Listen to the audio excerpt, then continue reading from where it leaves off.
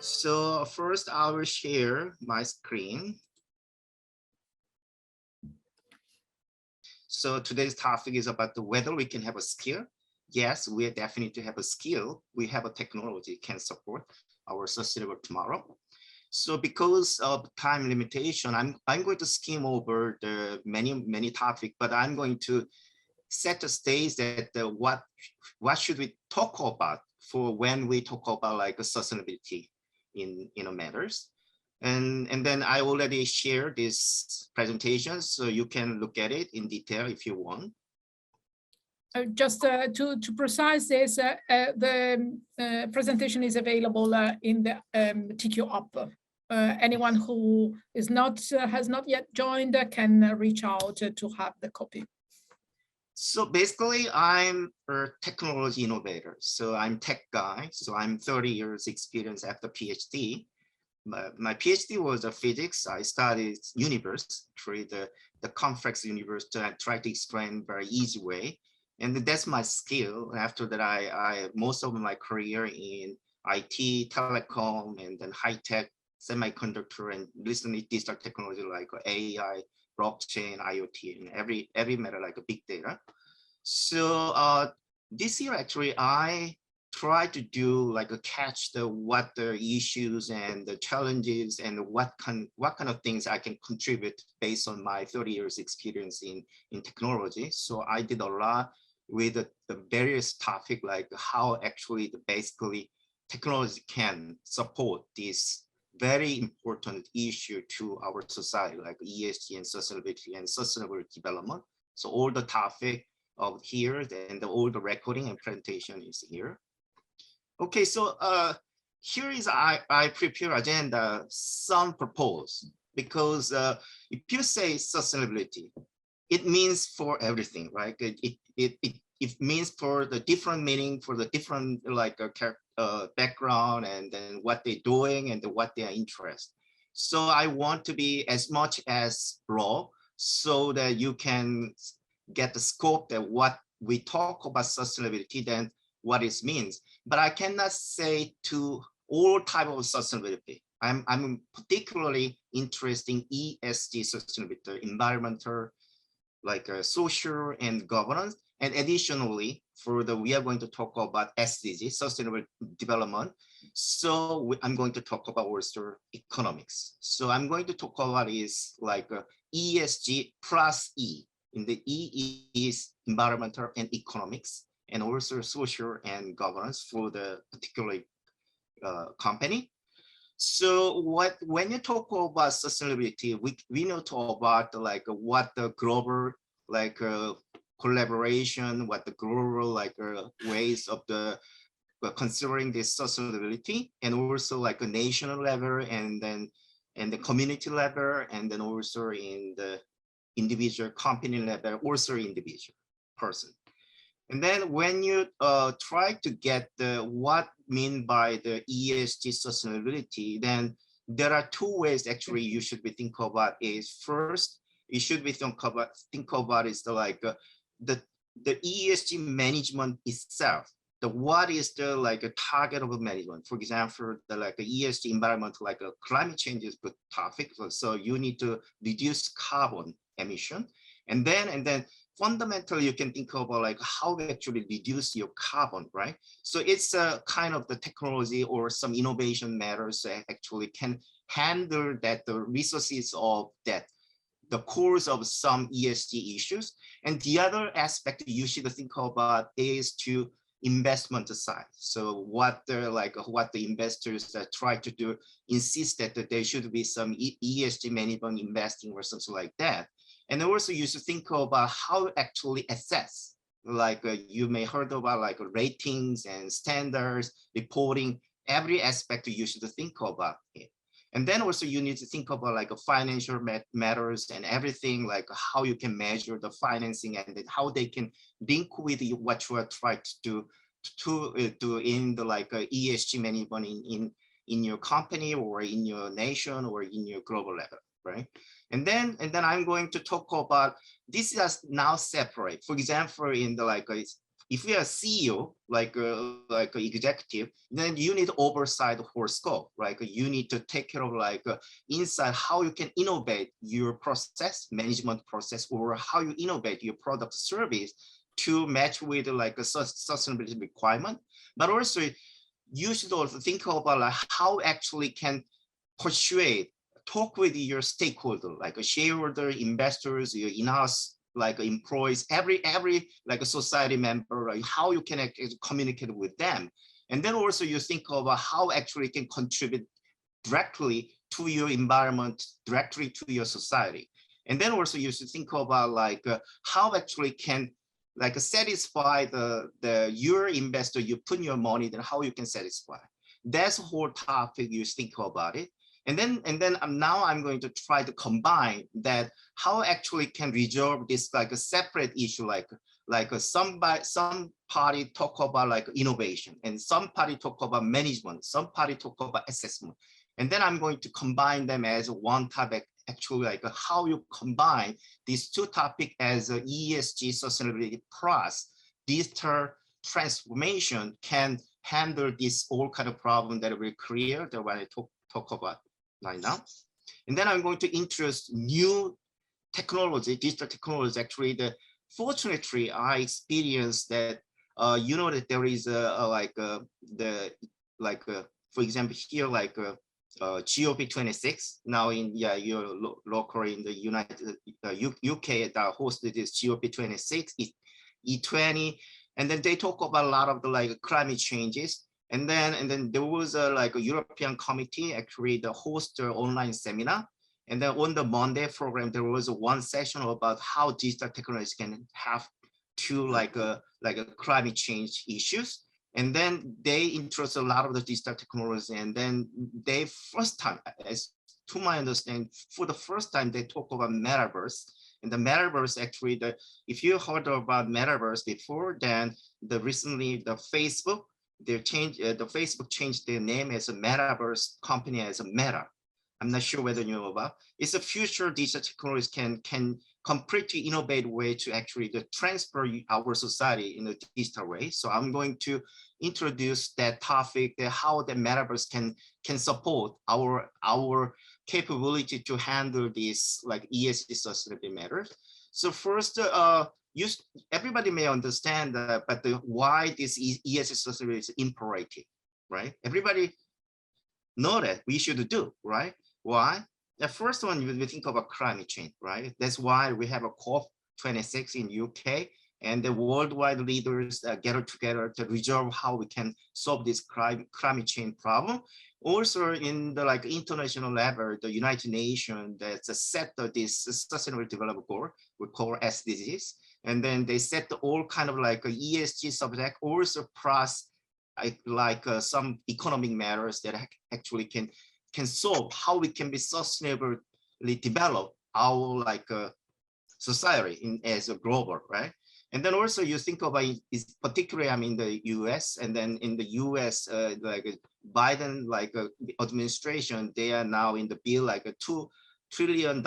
Actually they reduced by 1.6 now, and they're debating in the Congress, and the Republican Democrat talk about how much we should spend. But the proposal is that we want to develop sustainable infrastructure in the United States. So the nationwide, we want to be sustainable in the future, and then in the ground level, they want to be more sustainable to develop new infrastructure. And also you can heard about that a lot of the private sectors, a lot of the global fund is flow to this ESG space. And then you can think of here is a number, it's a 53 trillion is 1/3 of the global is asset under management. Is a private sector. They manage from their investors to manage their money to for example, in the BlackRock is one of the top asset management company, and then the BlackRock insists that if they want to get their investment, actually every company their portfolio company actually do some way to ESG sustainability management in-house. And then here is you can see that a lot of money is actually allocated to these sustainability matters, and also individual company level. This is Apple. the goal. In the previous, we talk about the company's goal is shareholder value, right? Create profit for the shareholder. Now they talk about like a stakeholder value. So this is the one coined by the WF. Here is a WF for the like Davos, like and then they also reserve what our society is. We have like a different capitalism. They call stakeholder capitalism. So what they propose is not for the shareholder, but their propose of the like for the good for the society and good for our community. So their propose of the doing business changing because of this different like a paradigm. We are all concerned about what with the sustainable future, and then everybody in the globally, individually, and company-wise, they talk about this one.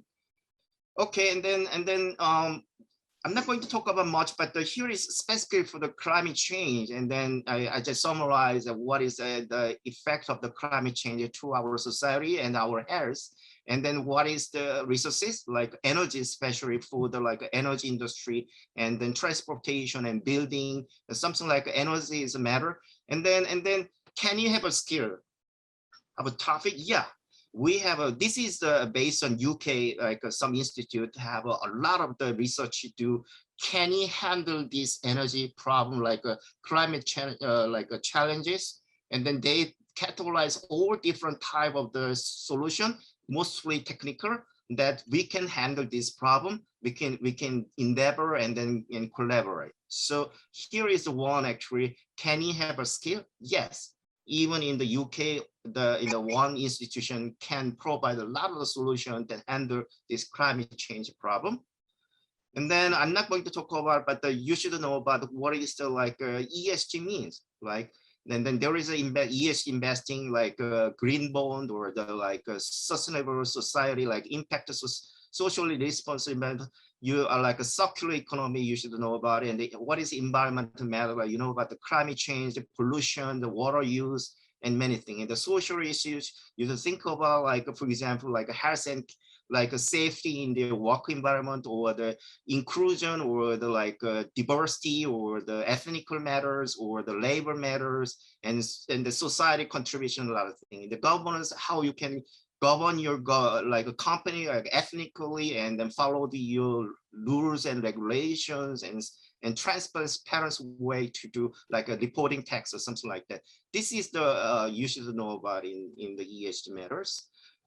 And then there are a lot of the companies actually that generate, especially for the like in-house company, or some of the many advisors are developing how we actually efficiently and effectively manage your ESG matter. And then I just summarize this one, but you can look at it. And then this is whole thing actually you actually implement this one in your individual company, or your organization or institution can handle this one. And then I just researched a lot, and then I summarized the best practice way to do that one. And also here is for specific for the like climate change, and then we know about TCFD provide like how you can have a carbon net zero management, and then they provide a lot of the good tools, and then companies follow this protocol, and then they generate the reporting to how they manage their climate matter issues following this one. And also here is like a good reference. You can look at it, this famous book about how you handle it. And then also we should know about that when the like you disclose to your like management, like your performance of the ESG sustainability, there are a lot of the like framework guideline exists. For example, you may heard about GRIFS, and then also SASB, TCFD, and SDG, and many things. So this is the current situation. And then good news is this is recent one. Actually, today I received an email from IFRS that announced that they want to be like a international standard board. They want to unify the like a global baseline of the high quality sustainability disclosure standard. They set up this committee today, right? It's a fantastic timing. And then also in the European country already some have a regulation, actually the mandatory reporting for the like SM manager for how they manage their like ESG sustainability related fund.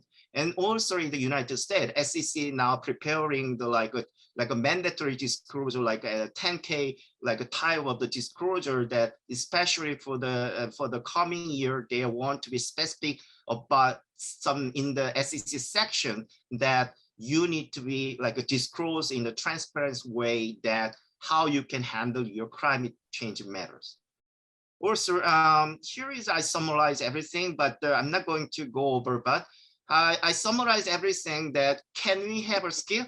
Yes, we have actually, I have in my 30 years experience, I summarize all kind of digital technologies can handle the issues and challenges that we have now.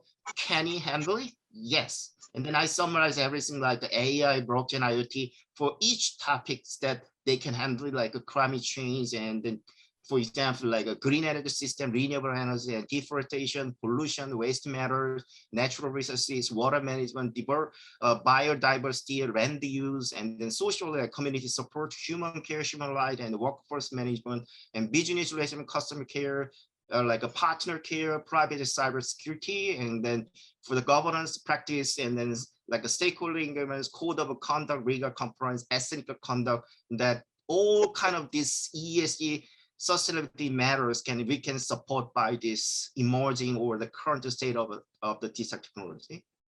And then this is the one you should be know that here that this is my personal view that I was not in this industry. I from mostly I from in like technology innovation and technology management in some way, and then some way I'm interested in this space.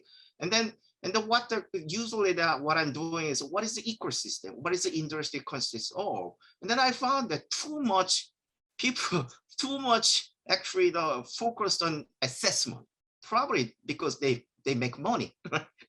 So here is what usually talk about, like you heard about what do we talk about ESG sustainability. There are a lot of the like a stakeholder, and then there are a lot of the like parties can involve.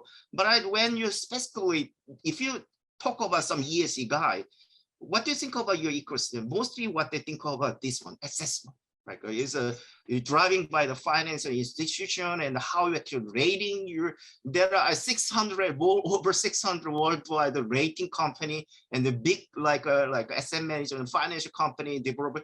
I know that because a lot of money actually, because they spend this side. But this is one that actually aspect that the current state situation that have in the ESG system are too much concentrated assessment. But I think about we need to be thinking about is what we are doing this sustainability ESG for the society and community and economy, right? And then we need to be more like focused on that matters rather than just to try to do like evaluate. And then I know that why, because there isn't any transparency where actually the judge whether the individual company doing well, right? But we need to think about now that whether there is a balance between like the fundamental thing that we need to do actually contribute to our society, and then just to think about like just evaluate. Right. This is one issue that I found in ESG. And then this is one actually I also try to myself to understand what is ESG rating. And then I did myself using like my business partner FinScience alternative ESG score evaluating tools. And then I look at the well-known that I know about it, like S&P 500 high-tech company. And then this is SDG. So each SDGs, and you can evaluate each company can do well by you can rating and then making scoring. And then every sector, and then different type of the sectors, industry sector, individual company, how they will manage their in relation to SDG, and then you can do that. And then as I told you that there are many different type of the measure your performance. So like SDG, SASB, or some of the GRI, or the like, for example, WF, many different, this is an issue, like too many standards to reporting. And then you can do that by the like supporting by this one actually done by AI. So AI can do this, and with the integrated big data. So this is one advantage of doing like AI big data technology can support to our like to handle this kind of the ESG sustainability matters. And also here is, I summarize everything that actually I reserved. What is the current issue of the, like, if you talk about issue, sustainability management, asset management issue, and then you can look at it, everything that what I decided to is I just reserve that what kind of issues and then the challenges, and then I'm trying to do to handle every matters as far as I can do based on my 30 years experience in technology. Can really technology can support the resolve these issues. That's one actually what I'm doing now. And then this is one example that I'm trying to do, solve one problem. Why there are so many ratings? Because of we cannot like objective way, transparent way, and then credible way to actually judge, measure the performance of each company. So I provide some unified way of integrating these two platforms, like a management platform, assessment platform, and linked by the blockchain, and then to provide the transparency. So they share their data transparently. So investors and evaluate, or the other people can trust that they provide, and then they can judge by themselves, and then whether they are really truly doing their performance, and then truly doing their contribute for the as base for their like ESG sustainability management. So this is one actually I did. And then also why you are doing this, the ESG digital integration. And then here is the one thing that you need to think about, like why everybody, like I said, everybody like reporting that their ESG, like sustainability reporting, many company, and then some, for example, like S&P 500 mostly in South Korea, for example, they are going to be mandatory in 4 years, and then European country they're going to be mandatory. In US they're going to be mandatory. So some way, because of this one, like a regulation, they want to comply with the regulation, but they also like try to be like more responsible, especially for their investor and their like a stakeholder. But you should think about it. But many people, many companies does not think about that. This ESG also can like contribute to their like a financial situation. They can be like growth engine. Not many people think about that. So I'm going to try to some new ways to actually think about why you do sustainability, like ESG sustainability management, not just for the like investment, not just for the like regulation compliance. This is also have to grow your company, right? So this is one actually I'm providing like a new scheme, like why you doing that. ESG digital transformation at the same time can do provide like just for the regulation or investment. They also get a natural way to actually you're growing your business. So this is one way to look at it. The 2.5 like some survey like more probability you can like grow in the probability.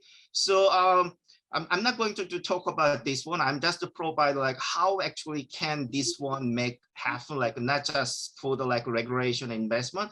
They actually can like enable like a sustainable digital business model, and then they can actually contribute you like a profit, like a new product service and everything. So this is one scheme. Actually, there is a one like a group in the WF World Economic Forum. Actually, the former like some like expert group. Actually, they produce this kind of the information and they work with like a big tech company. And then also like I provide like why I just generated some like a management theory and then some proof that actually the ESG integrate with ESG and DX can create a new revenue stream. Isn't it fantastic? Right? Because not just for the cost model. So usually people think about that why you're doing like a ESG because of I want to be like a risk management. Like for example, they want to be risk and the management and then saving costs because of this kind of like ruined by the like this risk. But they also not just cost, they can create value, like economic value based on this kind of integrate with the digital transformation. And then in the operation model, particularly I'm working on is like a new, by the providing new digital technology to provide like a new way of like a new intelligent worker process automation and contribute to ESG management. So provide like optimal business process and then can make you a maximum profit and then low cost and then make your company more efficient, effective ways and then innovate more product and service. And then metaverse is the one actually I'm going to do. And the metaverse, I'm not going to talk about much, but as I told you, this is a new like a paradigm. And then recently, yesterday actually, Microsoft also announced that they are going to produce like a new type of the metaverse service. And then the metaverse is a way actually to do you join as like a human can join in the real space. And then they communicate and collaborate each other. And then even your business and your entities can join in your virtual space. And then what happens is the virtual space is, for example, what we talk about sustainability because of limited resources, right? We have a limited resources in the earth, like natural resources, human resources. In real space, we have a limitation. In the virtual space, no limitation, right? So what our digital guys are trying to do, because of this resource limitation in space, time, and resource limitation in real space, we want to do something in borrowing that without limitation in virtual space and do something in the virtual space and the feedback to real space and want to changing this real space. This is one concept. And then there are many different type of the technology is using it. So this is one actually talk about one Monday in the like UK seminar about how actually digital technology can like support this like a decarbonization. And also I'm working on like I call it like a dynamic carbon natural management, how it actually dynamically manage it, reduce you, decarbonize your like a carbon emission. And then one technology, one of the fundamental technologies of the metaverse is a digital twin. So digital twin is like there is a physical entity, for example, like there is a carbon emitting energy intensive physical asset. There is a real space. And then you want to control it. For example, you want to reduce your like energy consumption. You want to reduce your like carbon emission in the real space. And then if you want to do something, you need to do some experiment, how you can like reduce, you need to like measure everything in the real space. Is very costly, right? Time consuming. So what you're doing is you make a digital representation of this real entity. They call digital twin. And then they can be connected by the data flow. So they can real-time reaction can be enabled. And then what you can do is here is a virtual space. You do everything, how actually optimize your like a process to minimize your like electricity consumption, how you can minimize your carbon emission reduction. And then based on this experiment simulation, you feed back to real space. And then here is a no resource limitation, time limitation. You can do everything you want to do. And then you feed back to it like here. And then actually changing your like emitting like a carbon emitting energy intensive physical asset. And then they make more optimized and then reduce their energy consumption or reduce their carbon emission. Here is actually the use case in South Korea that my business partner actually one. This was like a pulp paper industry, and then actually this is like a fourth most energy intensive industry worldwide.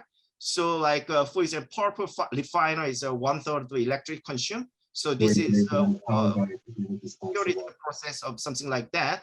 And then what they did was like use the twin. They actually apply this like a powerful refiner system and then make a digital twin and then actually apply the AI like that. Sorry, I beg your pardon, I interrupt you just to ask to mute if you are not speaking. Thank you. Yeah. Thank you very much. So through this process, actually they can reduce 36%, right? Energy saving. So a lot of the carbon emission reduction actually happening in South Korea. So worldwide, So this is the number is exact that if even just apply this digital technology, actually you can save more than 10% of the current carbon emissions. Isn't it fantastic? Not doing anything, but just using digital technology, you can do a lot, right? For example, there are many ways of decarbonization, technical, non-technical, but for particularly for the ESG, like this kind of the digital technology can save like a 10%, can reduce your carbon footprint based on this digital technology, and then already proven in some way to in the use case.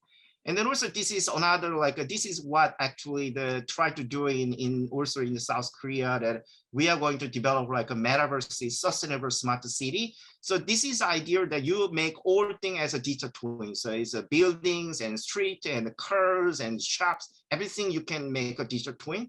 And then also there is like a you and other people can be like your avatar humans can be integrated in the like a metaverse platform, and then they collaborate on the virtual space. So they collaborate like even UK or whatever, and then they collaborate, expert collaborate, and then produce the best way to manage it and reduce carbon emission, reduce waste. Every way to sustainable smart cities can happen, and then they feed back to you whatever in your control center, and then doing everything, and then they make like a future of the city. Like for example, here like I also provide how we actually implement. So this is not the theory, or this is not a future. This is in happen. And as far as I know, that this is this kind of cities are now in South Korea, in the United Kingdom, also like in the United States. For example, Boston, that I'm housed in, that also we're doing that. Also China, in Shanghai. So this is the current state that this kind of digital technology can contribute to the city level, that reduce like a lot of the like carbon emission, and then environmentals. Also they can contribute to other like ESG sustainability matters. So I'm not going to talk about this one. This will take a lot of time to explain about what is metaverse, but you can look at in my like a video presentation. I did a lot about these topics. Okay, that's it. Thank you. Thank you. Thank you very much, Alex. It was really a lot in one presentation. A lot of what you started to talk about are part may be discussed in at a later panel. There are a lot of things that I would love you to explore or to explain us a little bit more. Thanks for your fantastic presentation. And now I think it's time for Parin to offer a completely different angle of the same issue, which is how to make the future sustainable. Parin, the stage is yours. Thank you very much, Laura, and thank you very much, Alex. Alex has covered most of the things what I'll be presenting, but maybe my way of presentation might be a bit different, because I come from a supply chain background, and so maybe I may be a little bit different from Alex, but we both are trying to address the same thing a little bit differently. Okay, so I represent ISO 20400 plus. We are into sustainability assessment, certification, and little bit into reporting. We don't do consulting, but I can give a little bit of insight into sustainability certifications versus sustainability reporting. How and what and how it helps. Both has their unique advantages, and I'll try to address it to make a little bit clearer for the companies to make a choice. What should they prefer? Or should they go for both? Before I present that thing, what Alex mentioned about the benefits and everything, I would like to summarize that into a small chart. So basically, there are 4 different quadrants. One is why you do sustainability, ESG or CSR or all these activities. There are 4 different values you add it. The best of all is brand building. The second best is revenue growth. The third best is your profitability. You are differentiating yourself from others. And the last one is you are reducing risk. So you are addressing all four quadrants with one concept. I have not seen any other areas, any other concepts till now, which addresses all four quadrants. You launch a new product, you may get more revenue. You may be able to generate profit, or you may not generate profit. It's not sure that you will definitely make profit out of it. Now you generate new services. You may generate new revenue. You may generate some profit out of it if you are able to sell the services. But you don't know about the risk factor. Whereas when you talk about sustainability, when you talk about sustainability certification or ESG reporting, you are not losing anything in long run. So this is all the benefits which brings to your company, to your organization, whether it is small, micro, medium, or large. And how can you know that this is all true? So this quadrant was derived from the source. The source is Oxford University research, World Economic Forum report, Harvard Business Review reports, Forbes publications, and Fortune publications. So the source is not mine. The source or the research has come from some reputed institute. So there is no point in debating it. And if somebody has some different view of sustainability, they can definitely bring forward, but it would be very difficult to find out if sustainability doesn't contribute to all four quadrants. Now the examples, the basic presentation is about sustainability certification versus sustainability reporting. That is basically ESG reporting. So let's give some example of the certifications which are available. Fair trade, which is well known in the UK and hopefully in the US and other part of the world. SA 8000 is basically social accountability standard, which was introduced in, if I'm not wrong, in 1996 or 1997. So it is the oldest of all standards. SEDEX Meta, M4E, BSCI, BEPI, and Celeste I have written because that's my own, so I should not be writing. But that is one of the example which I would like to quote. And the reporting, certification against reporting. Now, in case of reporting, again, you are having various well-known standards. GRI reporting standard, United Nations Global Compacts, SASB, PRI. PRI is again a part of United Nations standard, and UN SDG. These are all famous, and there are many more than what I have mentioned over here. And they might be even better than what I have mentioned over here. Now to the end user or the companies, whether they should go for certification, they should go for reporting, how does it work and how can that benefit? Both can benefit as far as the revenue growth is concerned, or your brand image is concerned, or your profitability is concerned, but little bit differently. Now these are the full name of the acronyms, so people don't get confused. Now the key difference which I have measured or which I can relate. The certification is basically voluntary.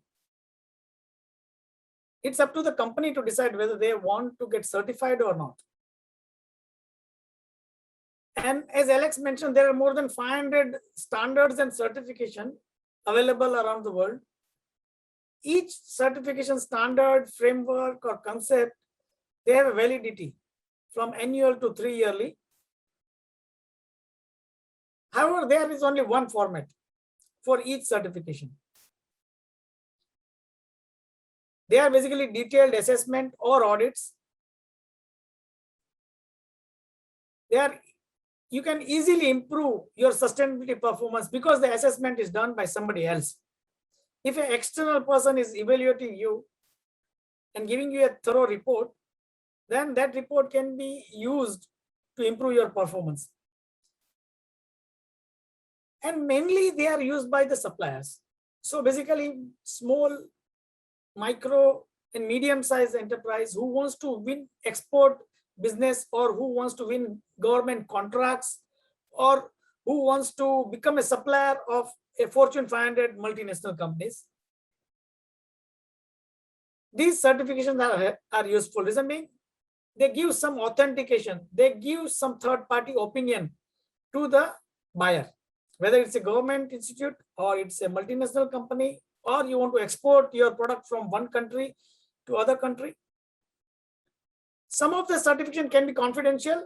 If you don't want to publicize it, then it's up to you whether you want to keep it confidential or you want to share information with few stakeholders only. They basically focus on 3 things: policy, process, performance, and some of them also focus on the public. Public means the stakeholders. And by doing some certification, what are the primary benefits to this micro, small, and medium enterprises? The primary benefits is revenue and profit growth. Reason being, it will help you export further. It will help you gain a suppliership of a reputed organization. It can let you become a government supplier because the procurement team will have some more faith in you because you are already certified by somebody. Now, what is this? If you compare this certification with the reporting standards, now you can make out a difference: voluntary versus mandatory. So now in the UK or the USA or all the developed countries, the government are bringing laws that you need to report your sustainability performance. So the ESG reporting is mandatory for some of the organization, if not all. So this reporting happens on annual basis. And in one reporting, you can have multiple formats. Multiple formats means if I am reporting my company's performance, then I can include GRI reporting, I can include United Nations Sustainable Development Goal reporting, I can include United Nations Global Compact's way of reporting. So I can report all the formats in one report, in one annual report to my stakeholders. Now this is an internal assessment, correct? So with limited external assessment. So it is about you saying about yourself with the help of some external agencies if you need help. So when you are evaluating yourself, the opportunities to improve will be only visible where you want to improve or what you can identify. And if you look at any ESG report, there will be some certification attached at the end of the report that some external agency has audited that particular figures. If you look at the certificate, most of the certificate says limited assurance because they have not checked each and every aspects or each and every figures which the company is trying to tell to the stakeholders. So basically, this is useful for the corporates to satisfy their stakeholders that, okay, this is the performance, we have reported, we are transparent. And This is in public domain because this is published every year. And this reporting takes care of the performance of the company. Now, the performance of the company, which company wants to publicly tell to their stakeholders. And as I mentioned lastly, it is to keep stakeholders happy, but definitely this reporting helps to build the brand. That definitely helps to stay in line with the global standards. That helps you to stay in line with your competitors. Now, based on this difference, and how can sustainability support differently? I've created a 3x3 matrix. I'm not sure whether it will be fully visible or not, but I have tried to do it. So now there are 3 parameters on the x-axis. That is tactical, that is short term. Basically, we want to gain in short term. Operational is basically we want to gain in 1 or 2 or 3 year time. And the last one is strategic. So we are thinking of a long term, 4 year or 5 year down the line. In the first slide where I mentioned profits and growth, revenue growth and image and everything, that is all taken care by the left y-axis. Profit, revenue and shareholder value. There are various things you can do it as far as sustainability is concerned. Whether you want to focus on profit, whether you want to focus on revenue, or whether you want to focus on shareholder and stakeholder value. Now, if you look at the top left quadrant, the first thing what I've written is sustainability certifications. It can address a lot of things. It can make your shareholder and stakeholder happy that, okay, you have been evaluated by external third party. It can also help you grow your revenue because somebody, the external person who doesn't trust you, they may trust third party, if not you directly. And same thing with the profitability. If somebody is saying my food is organic, you may be able to fetch some premium out of your food or vegetables. So sustainability certification helps immediately. You can get immediate benefit. That's why I've said short term. Now the sustainability reporting similarly helps the organization in medium term.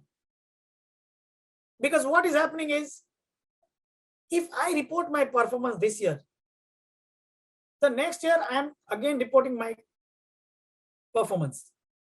So next year I'll be comparing my last year's figures with this year's figures. So over a 2-year period, I'll tell how I improved. And on the 3rd year, again, there will be some figures. So you can have a graph, periodic graph, that over a 5-year period, how my performance has improved. So it's a medium-term thing where the organization can get value out of it. And there are a lot of quadrants and there are a lot of things what can be done as far as sustainability is concerned. And each and every action delivers you different kind of benefits, whether it is short or medium term or long term, whether it is profit, whether it is revenue, or whether it is value, shareholder value or stakeholder value. And I have mentioned 6 points in each quadrant. But in actual world, there may be 20, 25 points in each quadrant. And most of you will agree that some way you might have done something better than this quadrant also. And that's it from my side. And I hope you gained some insight into what I was trying to communicate, which was majorly focused on benefits and maybe comparison. Thank you. Thank you very much, Parin. Thanks a lot. And now it comes to a few questions, many questions. And I will start with one for both Alex and Parin. You both mentioned growth. So sustainability can bring growth. Yeah. And if I look at LinkedIn and I see, I type ESG advisors or sustainability advisors, well, it pops up 1,700,000, something like that. Well, yeah. It's a lot of people. So it looks like it's definitely selling sustainability. It looks like a big business, or at least a business in which a lot of people trust. Now, my problem, because I care a lot about trust, the future of trust, I would prefer not to see trust built on nothing, because this is the easiest way to reach mistrust. So I ask to you, when and if we go and certify the sustainability abilities in one company, what will be in really? Because it seems that data are not so, there is no standard on how sustainability is measured. So how can we certify something, for example, that is really not measurable at the moment, or at least not with a reasonably accepted standard? So what are these 1 million X people doing in terms for supporting the sustainability? What is the recipe to build the trust around the sustainability? Because if we don't build the trust, reporting, etc., will be vanity scores, right? I'm sorry, I'm really bad, I know, but I really care about how we build a trust. And I'm also very interested in building trust in certifications. Please, say your word. I'm happy to learn from you. Yeah, I think that's very important and very, very, good question, because that's what I was concerned and think over why there are so many ESG, like advisors and consultants out there, and then why there's so many things actually working on it. And then I found that why there's so many issues and challenges still there.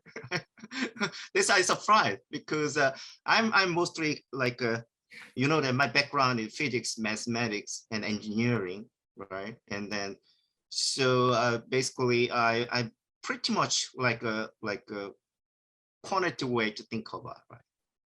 And then I short time I attended law school, but mostly my thought is oriented in technology. So I did my lawyer degree, but I'm a patent attorney, technology attorney. So I'm not like a traditional some type of the lawyer. But what I think about is, if there are so many people there, but still there are so many problems, because this problem is very complex, is a first. My view, ESG sustainability is so complex, right? It's tangled with not just for like technology, like management, and then like regulation, but it tangled with our Earth system, like whole Earth, and also our society and culture, people, right? So to resolve this kind of the complex system, like, you need some way to good tools to make this one very clear view, right? People can understand, because unless they can think about it's a very clear view, right? But still, that to my eyes, the ESG sustainability area is not clear, very tangled, not much clear view provide me. Because for me that I think about the reason is because of that many kind of the ESG issues, sustainability issues and challenges are not quantified. They are mostly quality characteristic. So when you, for example, why there are so many advisors? Because of the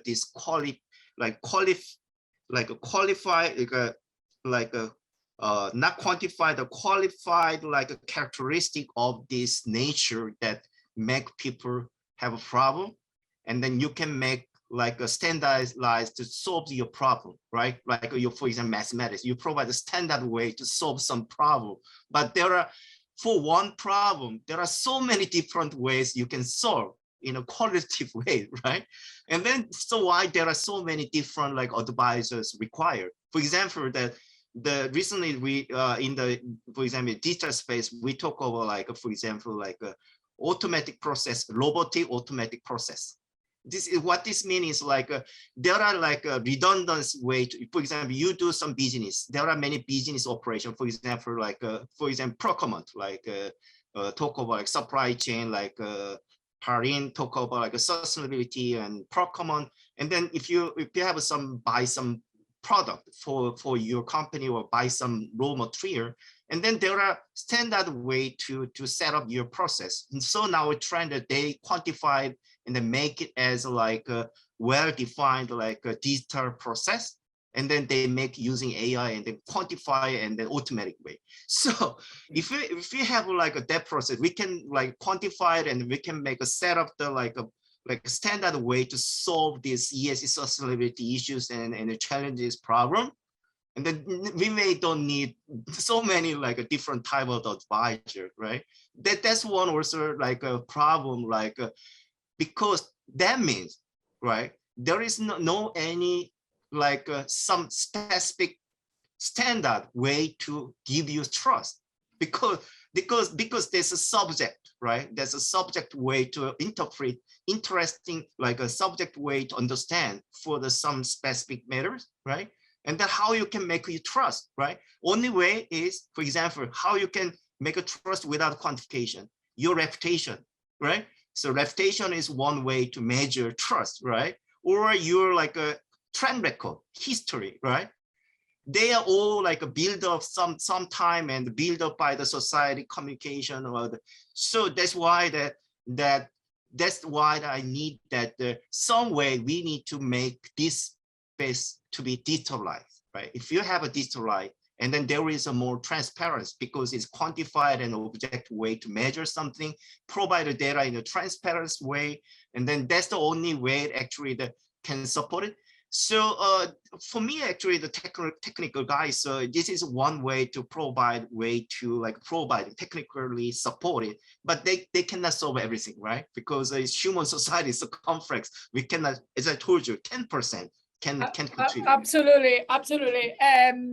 And we come to a question for Parin, because Parin is very much about people, and we enjoyed a fantastic conversation around how to bring people in to buy in the sustainability. So what can be done to create the culture and to bring people in the process of building a better future? Because as Alex said, well, there is no standard, and looking at negotiations, etc., it can take time to get those standards, and probably when we will have standards, they will be old and we will need to start again. So my question to Parin is, what can be done to bring people in the process? Because if we don't create the culture, and we don't support the culture with the transparency, as Alex correctly said, well, it may be very, very hard to get there, right? Yeah, absolutely right, Laura. And I'll address three things. One thing is number of people, 1.7 million. So 1.7 million is not enough to me. We need to have more than 1.7 million. Reason being, as of now, 3.3 billion people are into employment. Out of 3.3 billion people, 2 billion people are into unstructured employment. Unstructured means they don't have any offer letter, they don't have any working hours, they don't have standard wages, or they are not being paid minimum wages or nothing like that. So more than 70% of the people are into unstructured employment around the world. And so this 1.7 million people or 1.7 million ESG expert, if you compare with the 2.3 billion figure, then we are having maybe one ESG expert per 1,000 person who we want to help.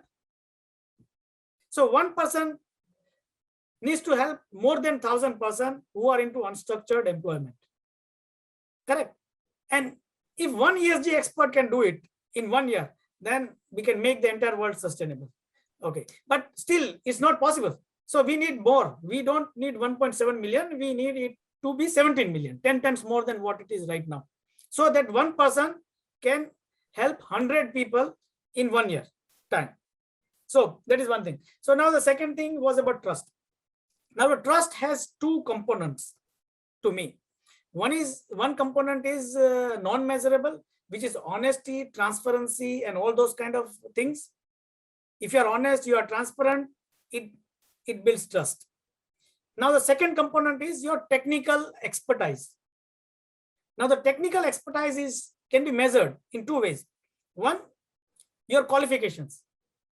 It can be a university qualification, it can be a certification. You may have got some diploma, degree, Ph.D. or something. And that's why what we do is, in our case, when we do some assessment and audit or certification, we have at least one person who will have a Ph.D. degree.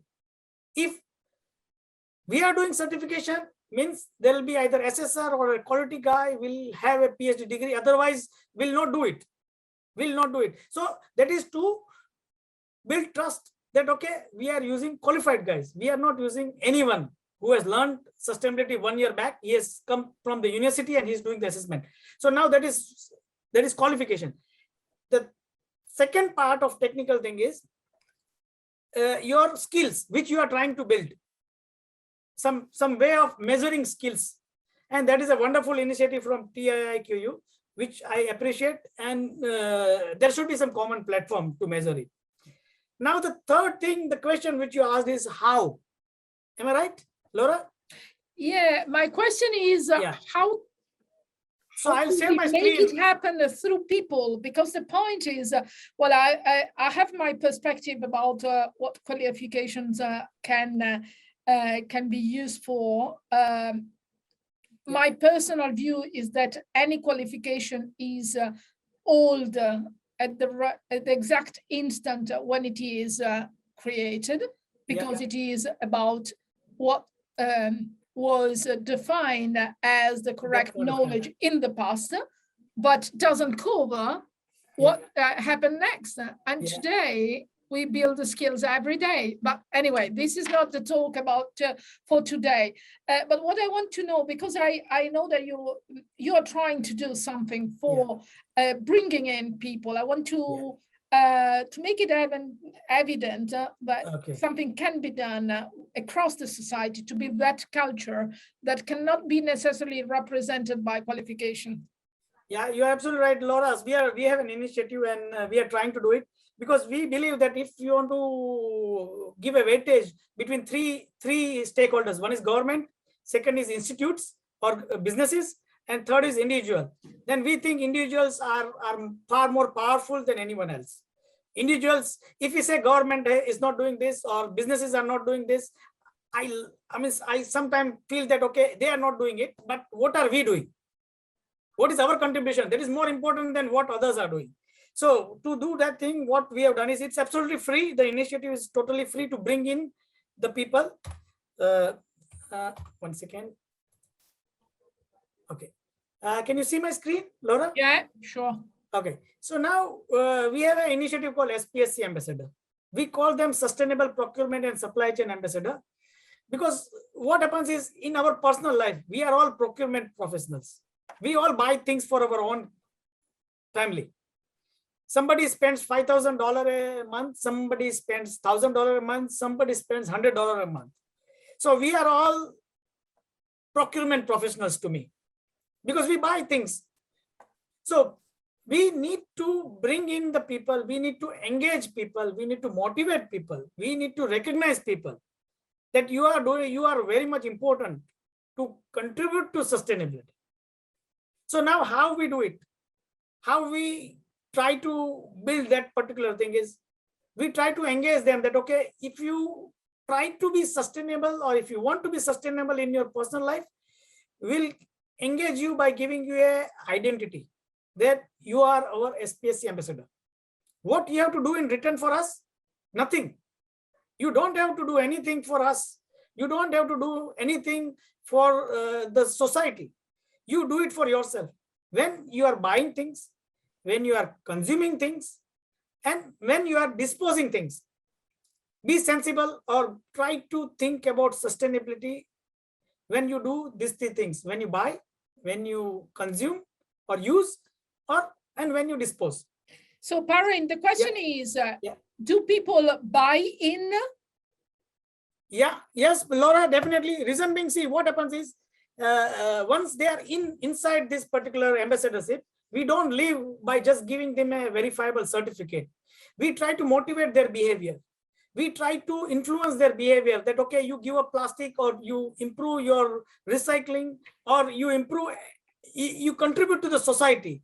All right. So, and we recognize you with a badge or a certificate or a medal or what is a cup.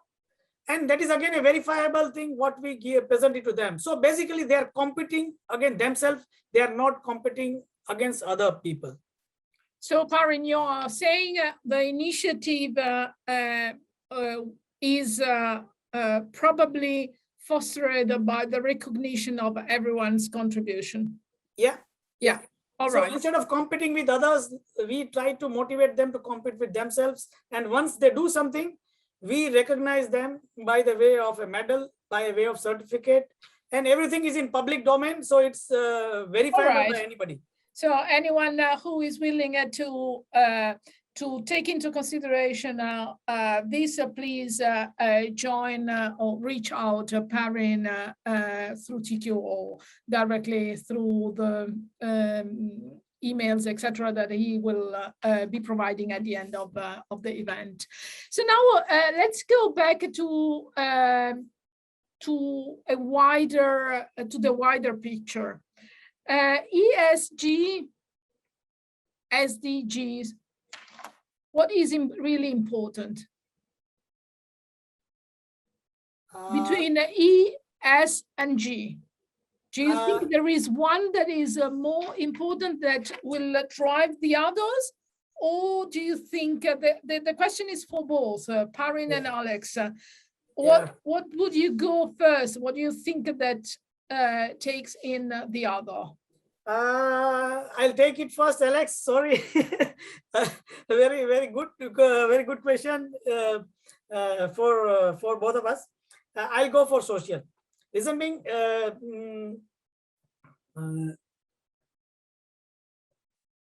for human beings,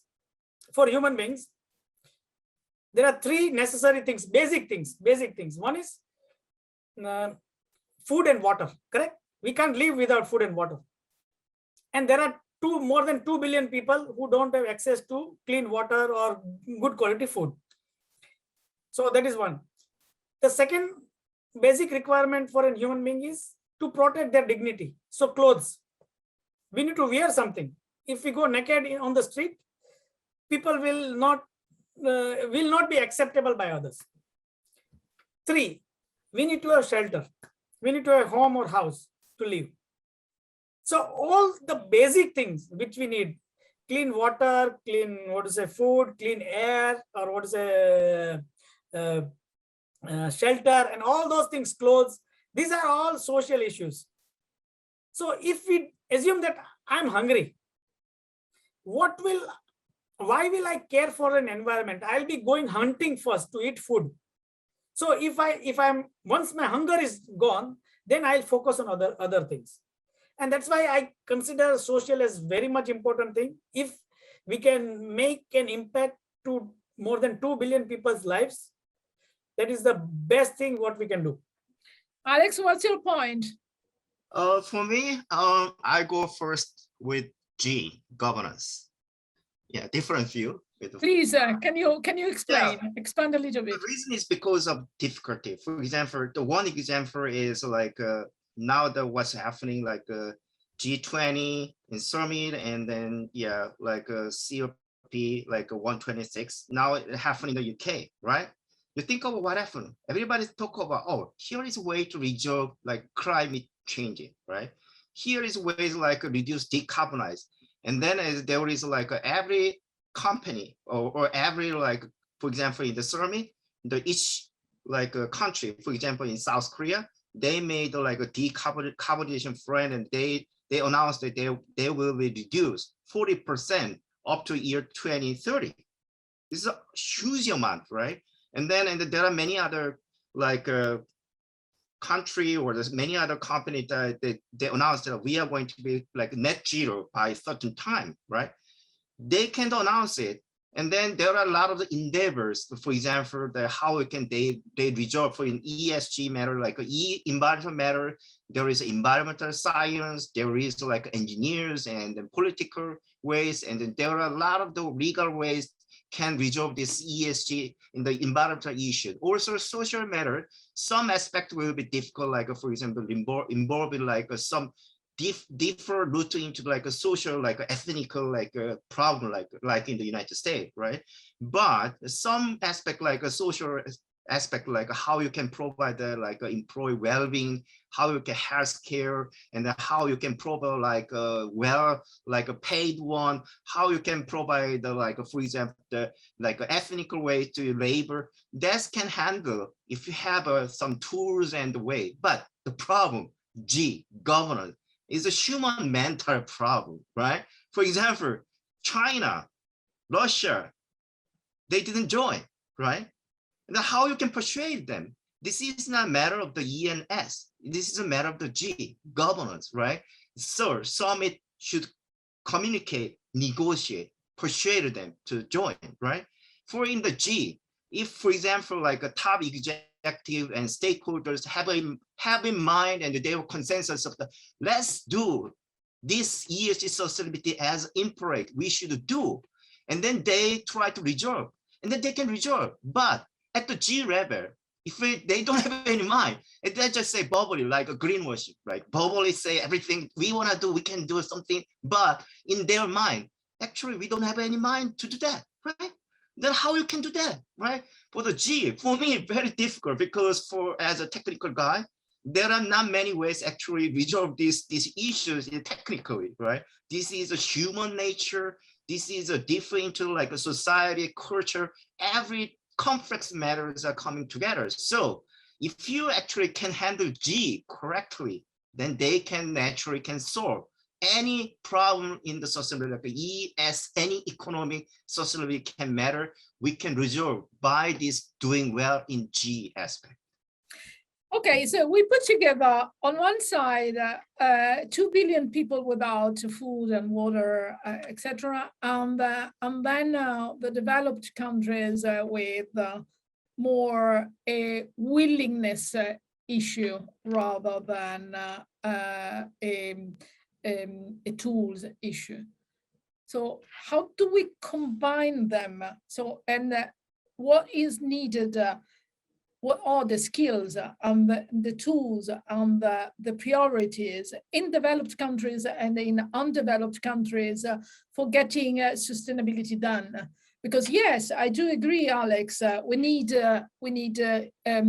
governance, but we also need the willingness to make sustainability at the global level. So this probably has cost, not only in terms of skills, but also in materially speaking, in money. And so need the willingness from the developed countries to give to the undeveloped countries. Otherwise, the 2 billions will remain there as they are. So what are the skills needed in each, and the skills and the opportunities and tools needed in both spaces in order for getting sustainability done? Yeah, for that matter, actually, for specifically, for example, there is some initiative like to save the forest, like for the for example in the South Asian country, Indonesia, they burn around their like forest because of they want to make the generate the food. So the only way to fertilize their land is to just burn their forest, right? So only way actually support is to how actually reserve your forest. Yeah, we can support, for example, a developed country provide some kind of technology can reserve their forest and how they actually produce more agriculture, for example, smart agriculture, then can make them more productive in the food generation or something like that, right? So that's the one way actually can have to in a practical way, in the technical way. But I think that I'm not sure whether it is a correct view, but recently I wrote, actually I read by the Bill Gates, actually he's about how that actually we can solve this climate change risk. And then he provides some very interesting a concept a green premium. So green premium is what is meaning if you there are two ways actually that can reduce carbon generation, and then but there are many reasons that we not choose, right? So there is two ways actually can reduce green ways to choose, for example, green ways to choose transportation, generating food. There are many ways actually we can go to green, but we do not choose that way because of so many reasons, right? And then he called the difference between choosing one way to generate the carbon, one way to not to generate carbon. They call difference price economy ways carbon premium. And then his ways, if we can try to reduce the carbon premium, and then we can solve it. You can think about for example, a developing country, they are under developing, they need a lot of the economic growth, right? Generate the food, and then, for example, they generate for a lot of the resources and then export it. It's something like that. They needs in ways needs of this, they chew to produce a lot of the carbon, right? Because of their current situation, right? So for example, developed country, on the developed country, the carbon premium is very high, right? So some way actually that this developed country can do is how this can contribute to reduce these carbon premiums through the supporting this underdeveloped country, right? And then this is one actually that we need a United Nations or this kind of the tsunami that actually in the global way actually how actually can in harmonious way to resolve this a different view and a different way to choose this contribute our society, and then for the developed country that we think about how we can actually contribute this developing country to reduce this carbon premium of type of the green premium type of this difference, right? So one A is to directly have them to resolve their problem, make more efficient product way to solve their problem. The other ways economic or other supporting ways to handle that problem. Thanks, Alex.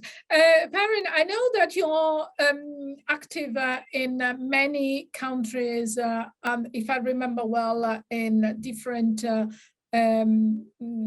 emerging countries. Can you please give an idea of in what differs the sustainability for a company in these countries compared to what is a sustainability for a company in the UK or wherever in other developed countries? Yeah, the thing is, if you compare between the two extremes, one is developed and second one is underdeveloped. The difference is, in case of UK, you are having tools. People know about how to use sustainability, various sustainability frameworks to report the performance. There are ways to generate green energy, or maybe wind energy or renewable energy. The developed, the underdeveloped countries doesn't have that technology. So what is happening is the technology is being sold from the developed country to underdeveloped countries. So again, the developed country are making money out of it. Technology is being transferred from UK or USA to Africa, and not from Africa to us. So that is that is the big issue. Reason being, for developed countries, you need three things. One is education, which they are trying to do it and they are doing well. Second thing is engagement, motivation, and then recognition, which I'm trying to do through Spsc Ambassador initiative. And the third thing what we need to do is we need to increase their export from underdeveloped countries to developed countries. So we need to reduce barriers of trade, which is very, very difficult for them. Reason being, if you want to export something from Africa to European Union, say food, or UK or USA, then there are a lot of trade barriers. That, okay, your food quality should be of this standard, you should follow this rule, this, that. So the poor farmer or the poor country will always remain poor. They can't export it to the UK. But the UK company can export it to Africa because we are having high level of standards. So there needs to be some compromise to be done as far as the developed countries is concerned, so that the underdeveloped countries can do more business or they can do more export to the developed countries. So three things I mentioned. One, education, which is already happening, they are doing it. Second thing is you engage, motivate, and recognize them, which I'm trying to do it, and somebody else might also be doing. And I'll be very happy if many people are doing it, because we need millions and millions of people to do it. And the third thing is we need to reduce the trade barriers for the underdeveloped countries so that they can be financially sustainable. Thanks.